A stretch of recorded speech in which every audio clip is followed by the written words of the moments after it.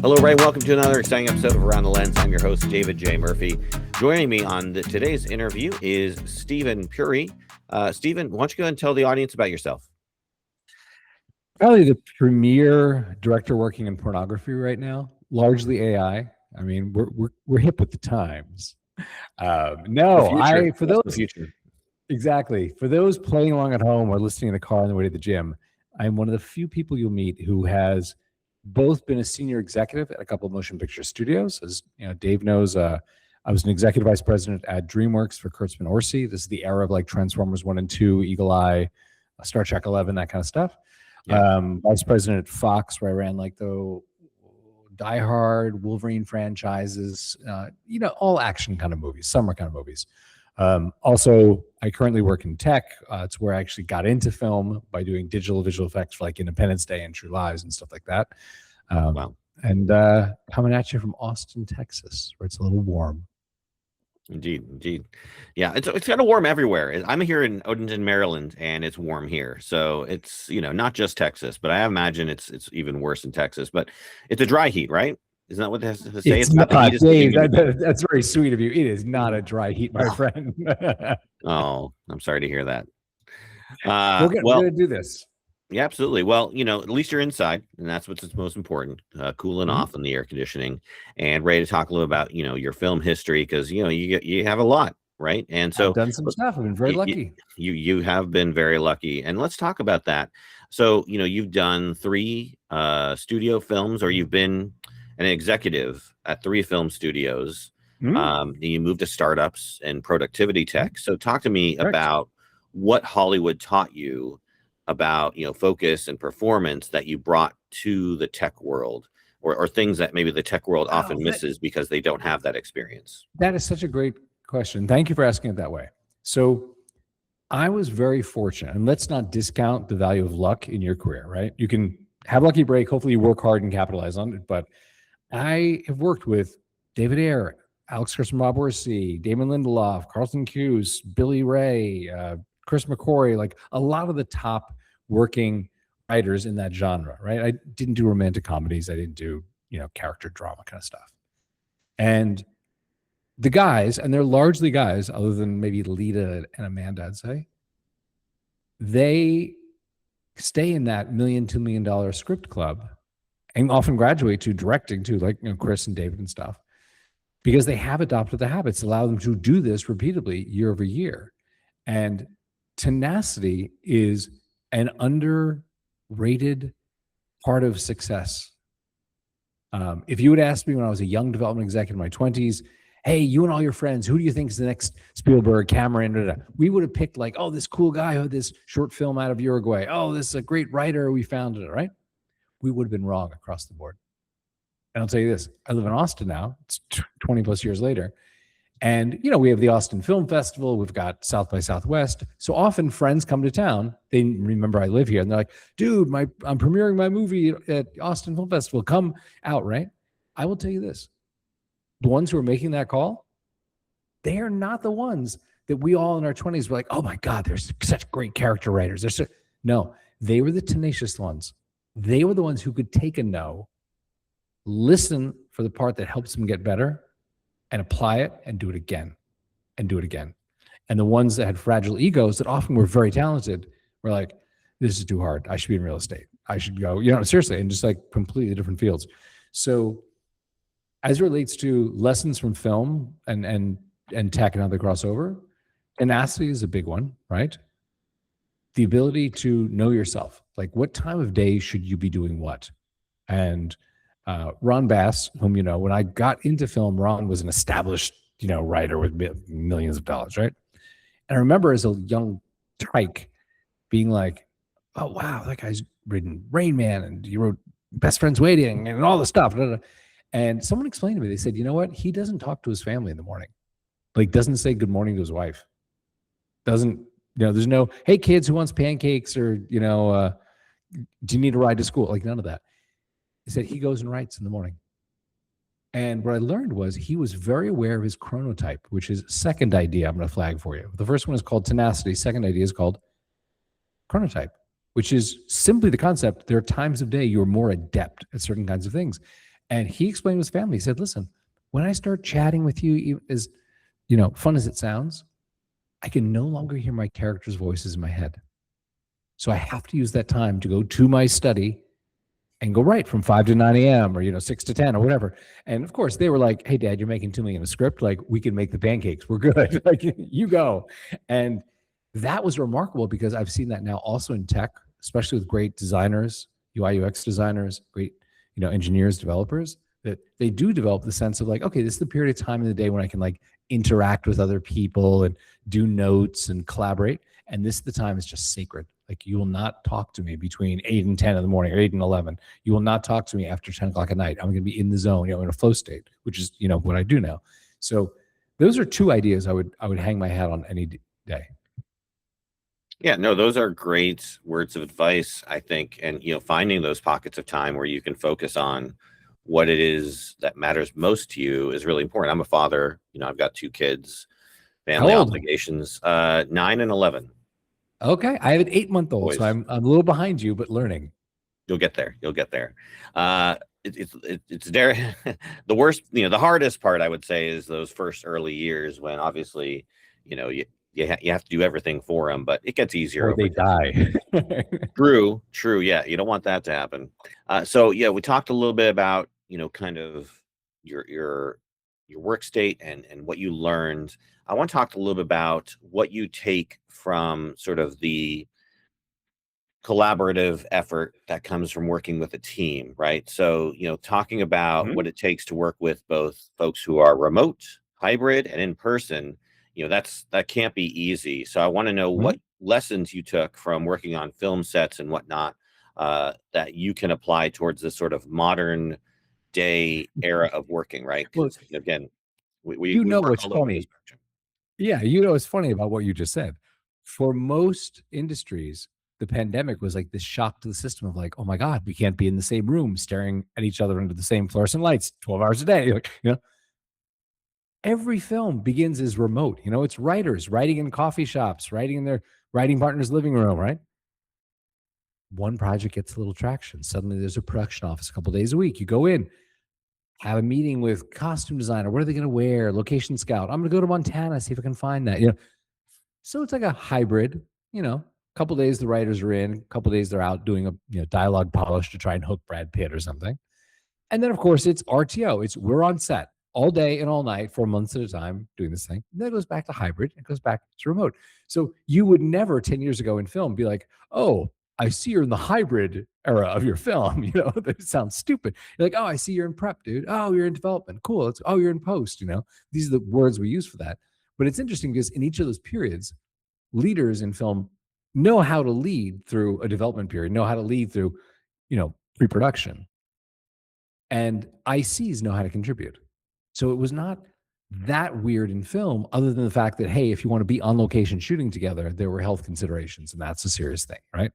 So all that said, there is a great deal in film about collaboration that is not just, hey, are we sitting in the same room? Like I personally am a huge fan of remote hybrid work, but I'll tell you, I've never had a creative collaboration, like a brainstorm over Zoom or Google Meet that has had the same ferocity and intelligence and intensity and connection and energy as being in the room. And sometimes there's a whiteboard and you're like, no, in the third act, he's got to do it. So, you know what I mean? There's just something about that. So I think what's appropriate in each situation is really the way you call it. It's not that you should be staunchly remote, staunchly in person, that sort of thing.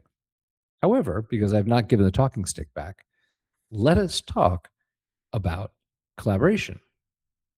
One of the things that I think is super interesting about the top drawer directors I got to work with and filmmakers, and I'm very fortunate, yes, to have been in development and been in production with people like Steven Spielberg, around Cameron, around Fincher, around like a number of these guys. And I'll tell you, what was remarkable to me, and also some ones that are lesser named, maybe not quite as renowned, right?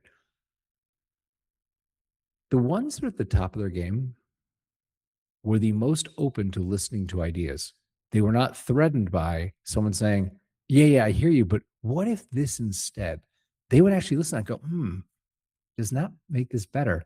And it came from not being precious about, well, this is my idea, therefore it must win. It's rather, best idea should win.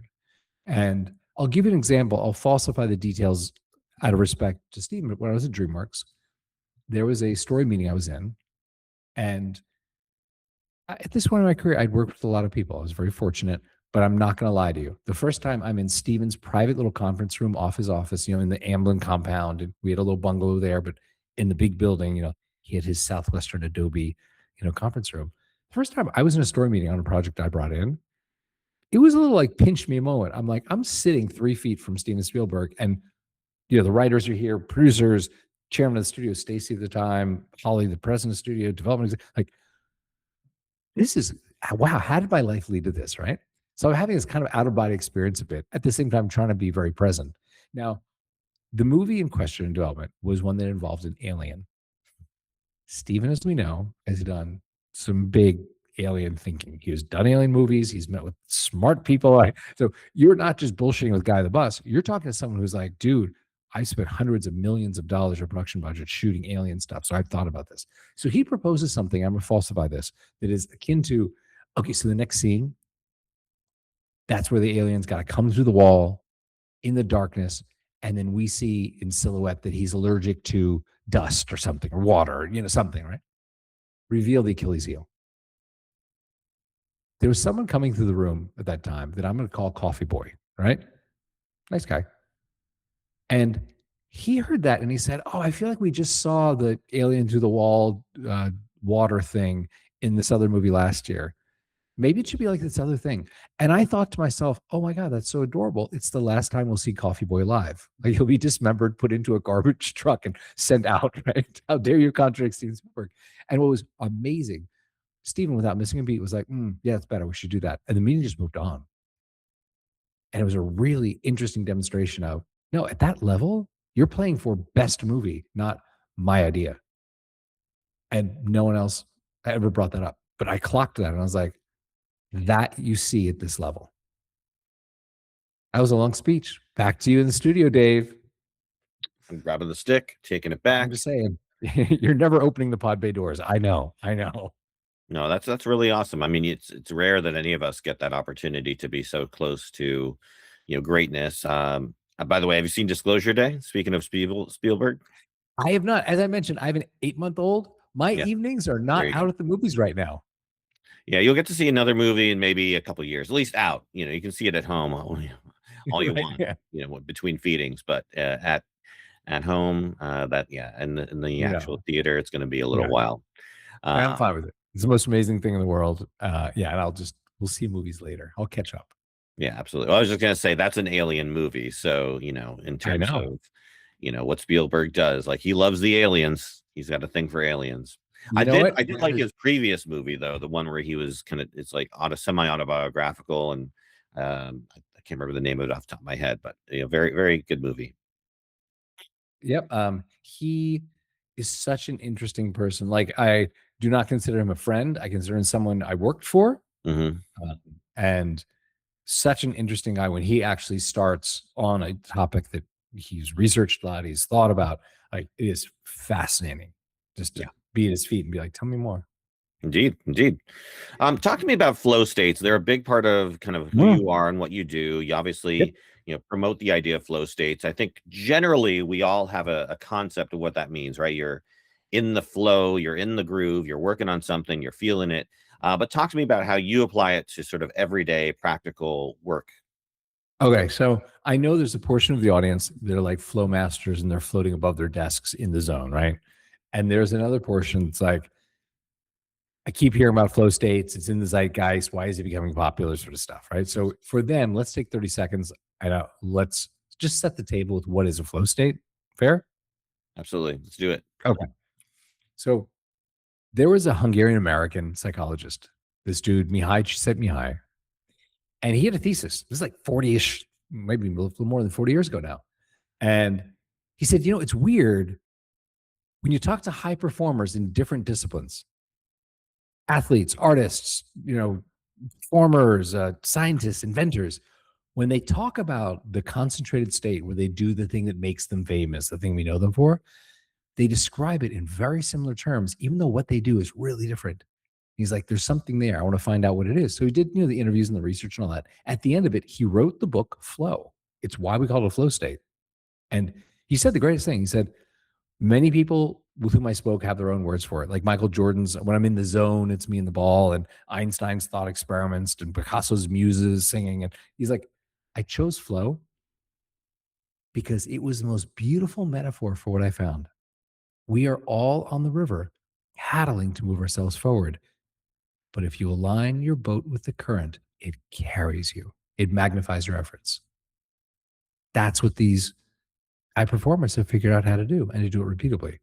And I became fascinated with this because I didn't know what this was. My entire film career, my entire college career, like no one had ever talked to me about this. And I randomly was on a plane. I was going from Austin, where I am now, to San Francisco. I needed to mock up a feature that I wanted to show my team, be like, should we build something like this with my hacky Figma skills, right? And thought I'll do it on the flight. Get on the flight. Alaska runs that nonstop. Captain's like, hey, Wi-Fi's out. Sorry, kids. See you in SFO. Bye.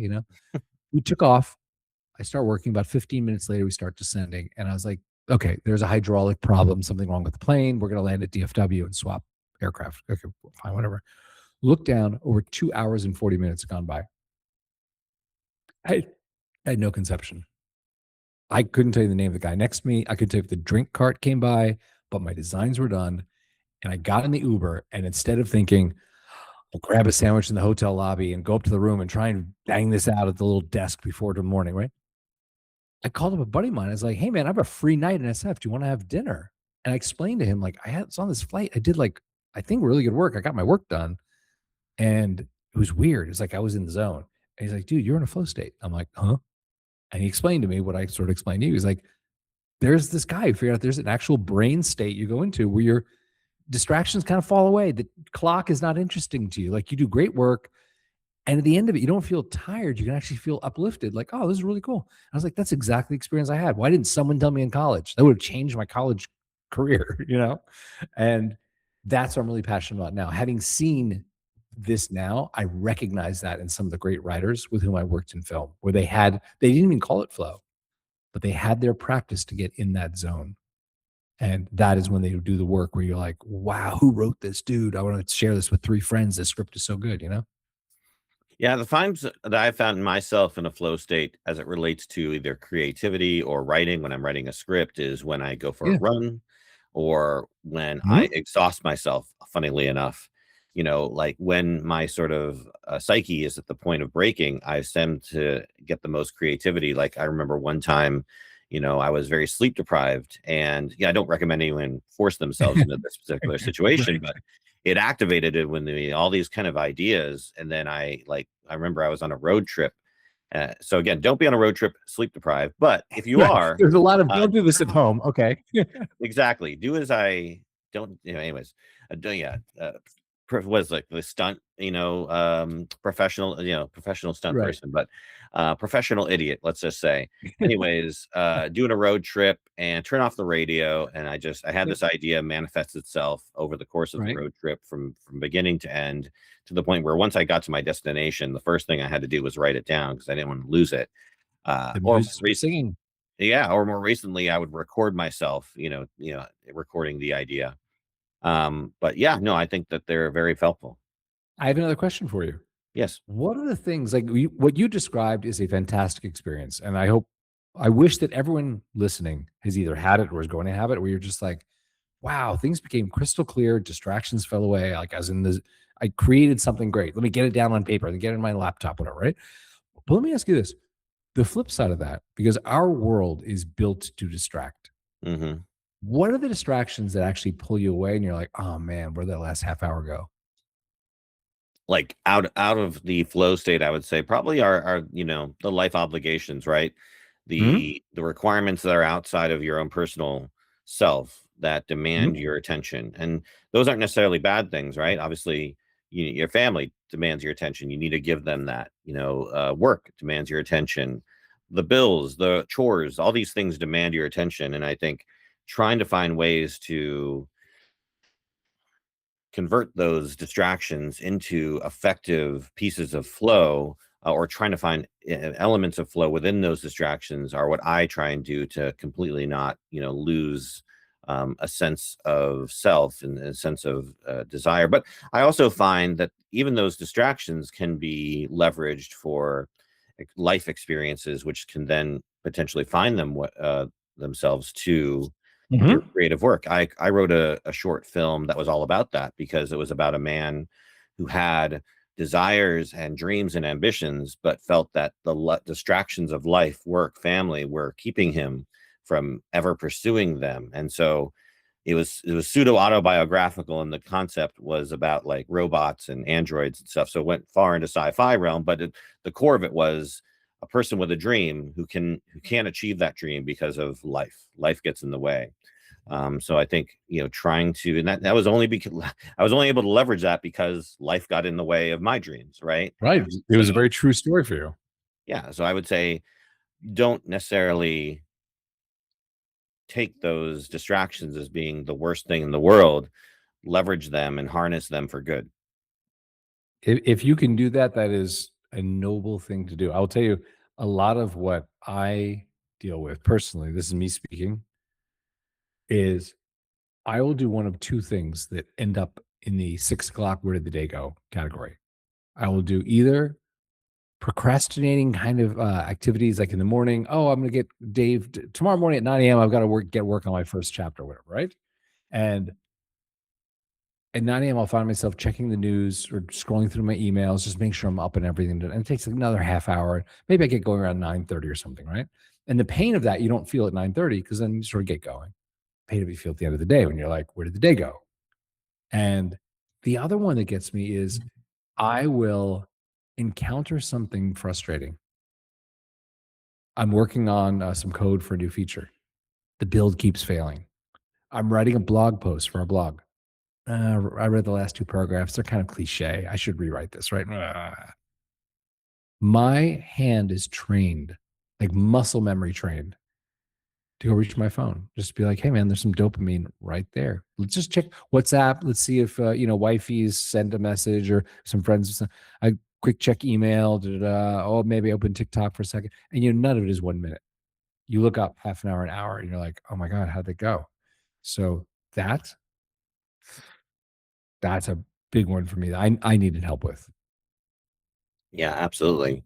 Let's talk a little bit about AI, right? It's obviously Mhm. the most in vogue topic right now, and you talk a bit about Yeah. it in terms of performance, specifically Mhm. helping in leveraging AI to ensure that we're still high performance individuals. And I've got friends who think AI is the devil. It's just a plagiarism machine, right? And I can see that point of view, and I can also see where it's kind of helpful. And I think there's a balance there. So what I want to know from you is, do you think AI is making people more focused, or is it instead creating, I would say, a layer of distraction, which is keeping us from that flow state?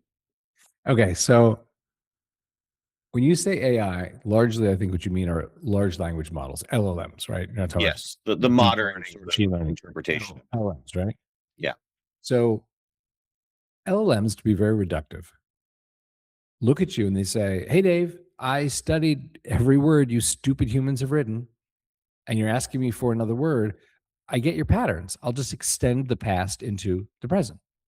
Hey, man, we'll just revert to the mean. You want a book about this, you want a script about this, you want a blog post about this, blah, blah. Here's what everybody's written. I'm just going to pull the past into now, right? Now, you can read that stuff and you can tell, like your gut can tell you, like, this is just that regurgitating sort of thing. Now, let's be super blunt. There are a number of working screenwriters, they don't write from deep life experience. They write from having seen a lot of movies. And you can kind of feel it. You're like, oh, they just kind of took that scene out of Batman 4 and put, okay, so that's basically Star Wars: A New Hope. Where they took that plot and they just put it into Top Gun. Okay, got it. That sort of thing. You can feel that. What is interesting is when artists actually look to the future, and this is still not the purview of LLMs. This is where humans are still better. Look to the future and go, what's interesting about breaking the pattern? Because the LLM is going to keep giving me the pattern of the past brought to today. What I can do is say, how does that change? How does that get broken in a way that's interesting? And that, I would say, when you talk about screenwriting, that is the smaller subset of writers with whom I've worked that write from deep personal experience. Like they're not writing because they've seen every movie and read every script. They're writing because they're like, no, man, this is real. Like I live this. And maybe the story of conflict between me and my brother-in-law, the thing, I'm putting it into space. It's a genre picture. I'm putting it into the past. It's a period picture. I'm putting it into, rom-com, whatever it is. Like you can take that. But the core truth, you could feel. And that's what I think is, at least for me, that debate about are LLMs the devil or great, da, da, da. It's that. It's like if you're just a mediocre writer who's going to write stuff you've seen before, yeah, LLMs are going to crush you, man. They do that really, really, really, really cheaply and quickly, right? So anyway, back to you. Right. Again, with AI, you're getting probably the most generic, most best, I would say, it considers, and that's why I can definitely tell AI because it's almost too perfect, right? It's too good. There's no roughness, there's no texture to it, there's no human impact. I was looking at a friend's book cover they used AI to design, and it was Yay. so on the nose with regard to what the book title was that I was like, this is how a surface level interpretation of your book title represented in a very pretty AI graphic. But when you look at it for more than a few seconds, you start to break it apart. You're thinking like, why is that like that? What is that trying to say? What is the deeper meaning here? And there was no deeper meaning because it was very surface level. So It is funny you should say that to me this week because I just redid our website. So Tony, my partner, and I, we created the Flow State site, right?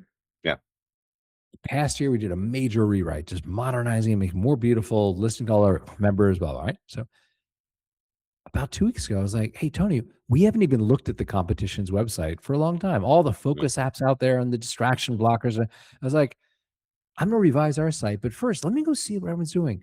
And I tell you, Dave, what you just said is spot on. It is like every single marketing team at those corporations went to ChatGPT and said, give me a website for a focus app. And it said, oh, what you want sans serif, bold, centered text with a gradient through it at the top. And then I'm going to put some sub copy underneath it. And I'm going to say the exact same phrases. Get your time back, reclaim your attention, feel better, focus more, blah, blah. And I was like, if I were in the market going, I need some help focusing, I don't know how to make a decision. They all exactly like ChatGPT has sold the same site to 40 different companies, So you know what I did? You're going to laugh. did you use your own human intelligence to make something? I was thinking about, and this is the funny part, and I know it sounds funny, this is the truth. I was thinking about Sarah Blakely. Remember who created Spanx? Yeah. And I remember hearing an interview, I think when she hit her billionaire status, or it was, someone said, like, what was it like the first year? And she said, I went to hosiery departments where you have all of these major corporations that had optimized, and the packaging, as you could tell, was absolutely supposed to be a nude taupe color with the photograph of a beautiful leggy model on the front with her legs crossed and she's gently touching her legs. Every single company did exactly that because they clearly had done all the focus groups, all the A/B testing.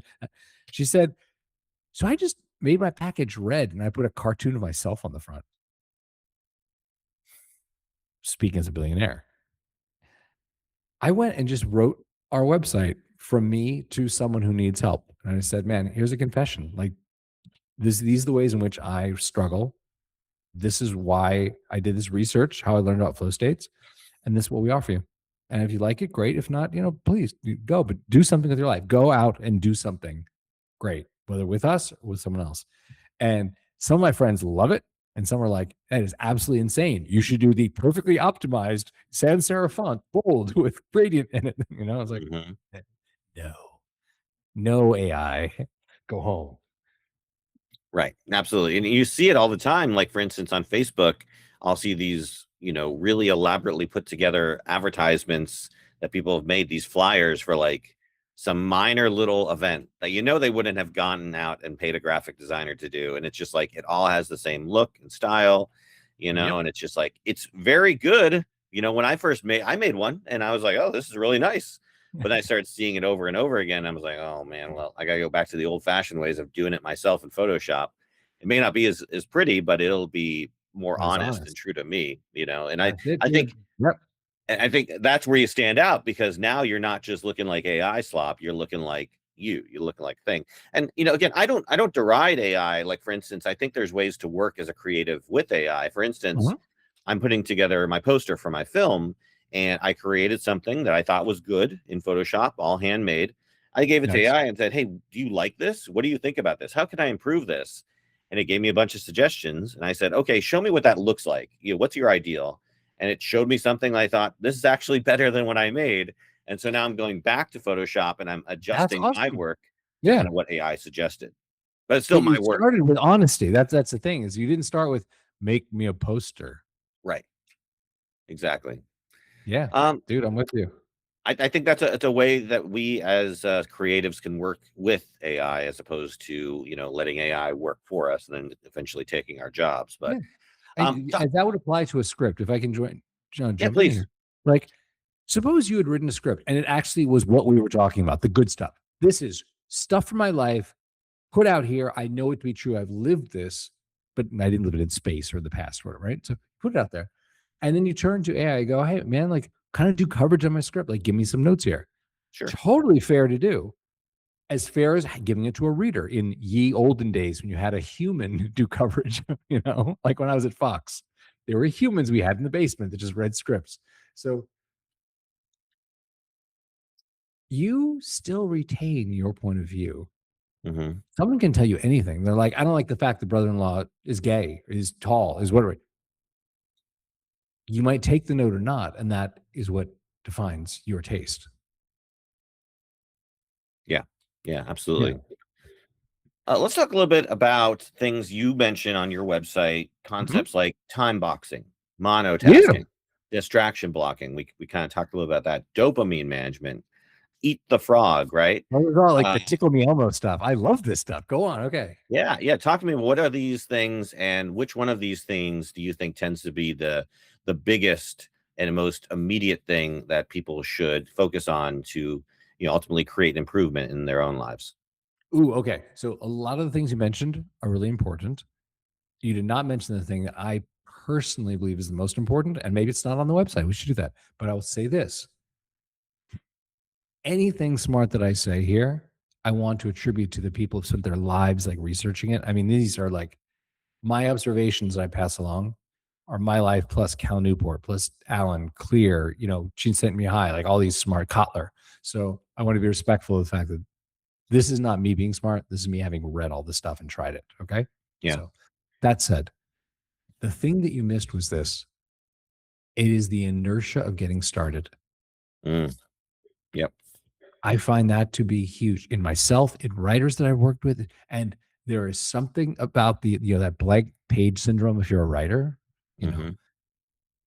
that you can find infinite ways to procrastinate. I'll just get the laundry going. So at least that's running while I'm writing. You can find all sorts of ways to check your email, whatever, and not put that first bit down because it's hard to go 0 to 1.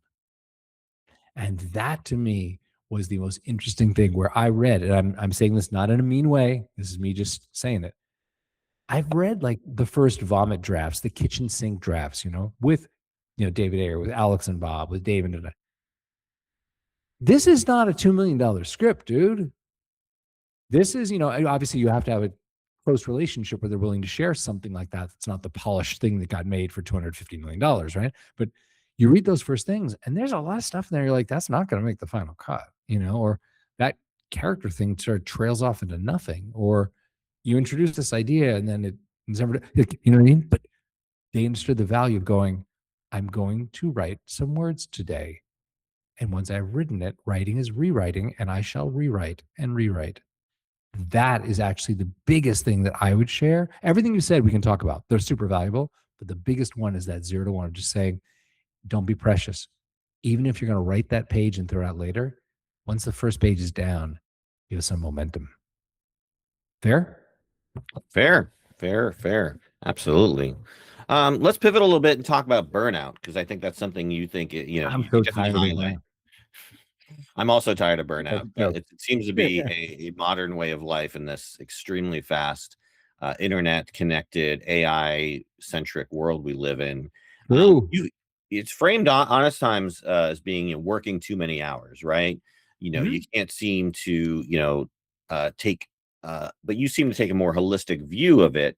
So Mhm. let's talk about that view, and also kind of the early warning signs that someone is losing healthy productivity before they fully crash. So I don't think burnout or the effort to, push yourself is bad, but there is a breaking point. So talk to me about kind of how you manage that.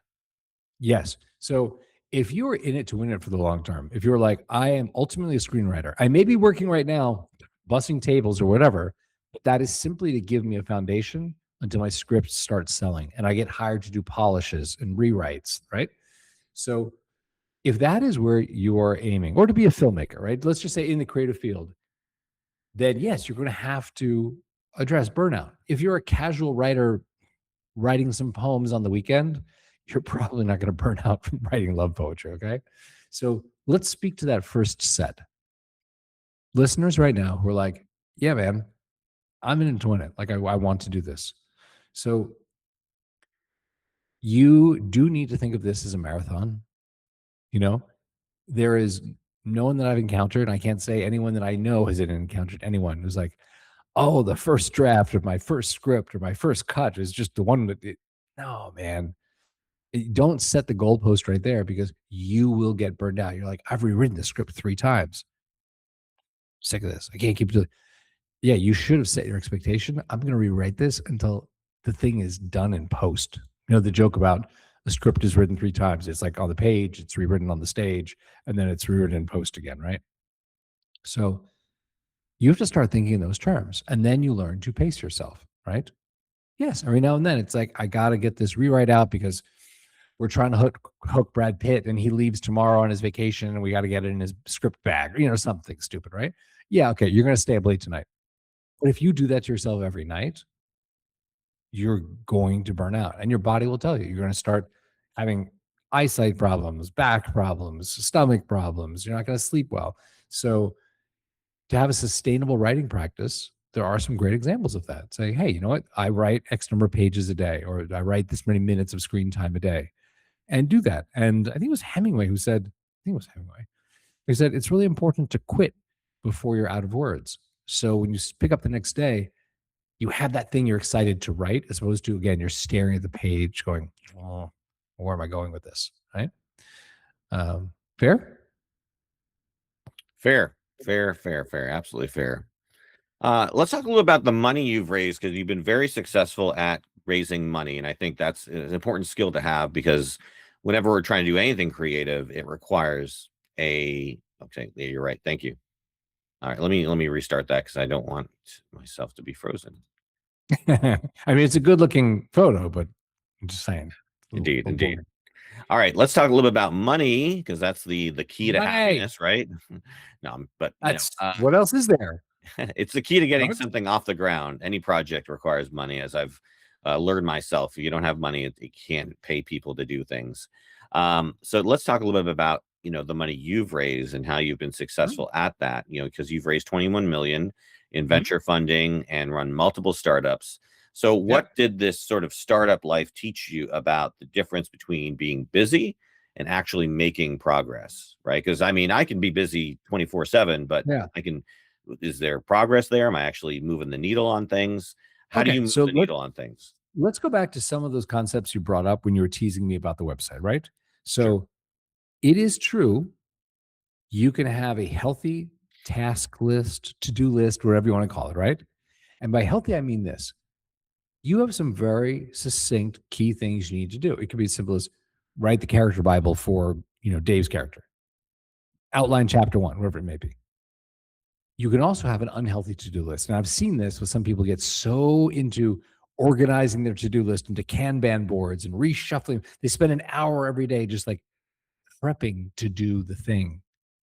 Prepping is not doing the thing, right?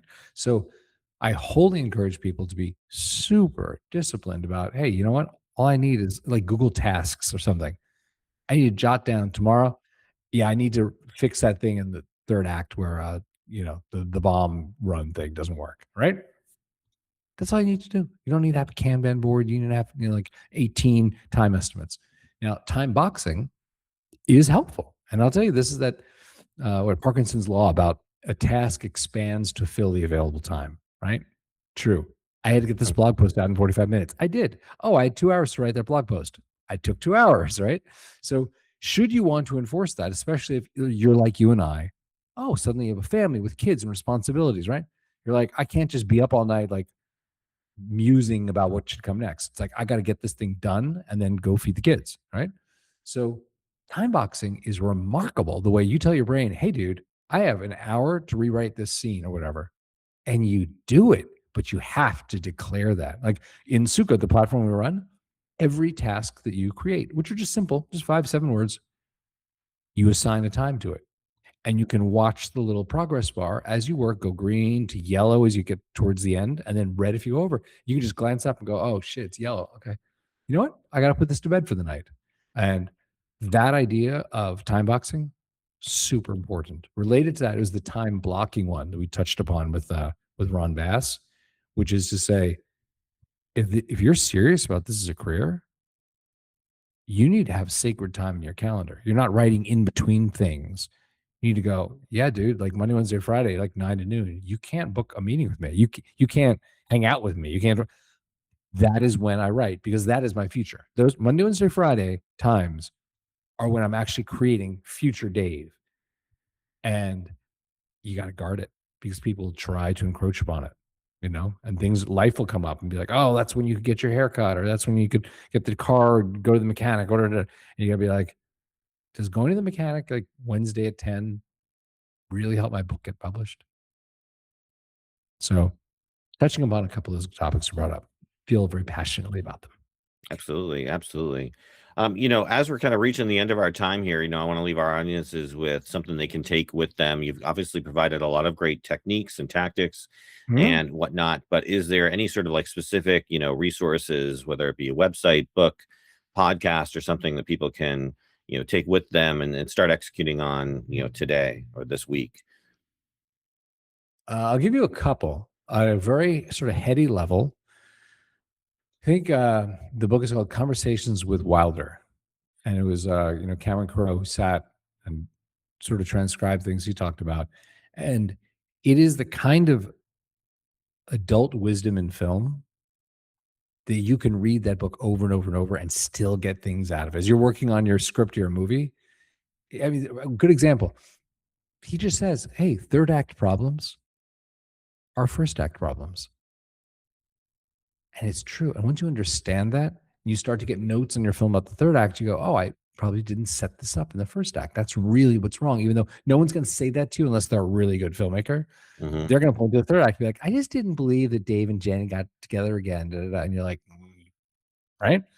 So that's a great book. It is not at the technical level of like, always make sure the good guy on page 6 does what, you know what I mean? Like there are books that are very good at that. As a matter of fact, there was a blog, I'm not sure it's still up, but Elliot and Rossio wrote if you Google them, pirates and all that, really nice guys. They wrote a fantastic blog. It was just like their thoughts every week on how to write. And it's a much more technical piece than the Billy Wilder thing. So those are two great things, two great resources to access. And I'll say on the meta level, the best thing you can do is in the morning before you touch your phone, decide what's the most important thing. What's the thing that's going to move your life forward today, and do it. Don't start scrolling. Don't start reading your emails. Before you touch your phone, go, what's the one thing today, and do it. Your life will change in 30 days. Awesome. Great. Good to hear. Well, thank you again so much for your time, Steven. You provide a lot of great information and advice to our audience. Always great to hear about it. Before we let you go, is there anything else you'd like to add? No, I hope for those who are listening, thank you for sticking with us, and hope it's been helpful. Okay, great. Well, if you want to learn more about Steven and what he does, and maybe have him, speak to yourself or your group, he is at thesukha.co, right? That's your website. And happiness.